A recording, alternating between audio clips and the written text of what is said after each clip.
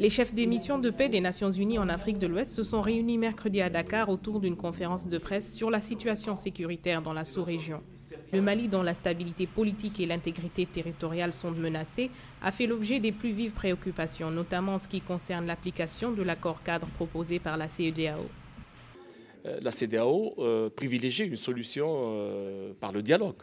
C'est pour ça qu'un médiateur, à travers le président Compaoré, soutenu depuis le dernier sommet de la CEDEAO par le président Goodluck Jonathan, doit engager toutes les parties, notamment les rebelles, en vue d'une solution pacifique à la crise de la rébellion, dans le cadre du respect de l'unité et de l'intégrité territoriale du pays. La CEDEAO envisage le recours à une force armée uniquement en cas d'échec des négociations et du dialogue. S'agissant des événements qui ont entaché le processus électoral en Guinée-Bissau, les chefs de mission ont salué les efforts faits en faveur de la restauration de l'ordre constitutionnel. Ils ont insisté sur la recherche de solutions durables. Néanmoins, ils restent soucieux quant au retour à la normalité pour les populations sur place. On a besoin des apports de tous et de chacun.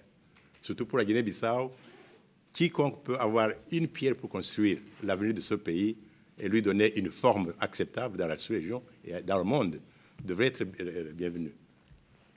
L'exclusion ne résout pas de problème. Pour les représentants du secrétaire général des Nations Unies, que ce soit au Mali ou en Guinée-Bissau, le dialogue reste primordial pour retrouver la paix et la stabilité en Afrique de l'Ouest.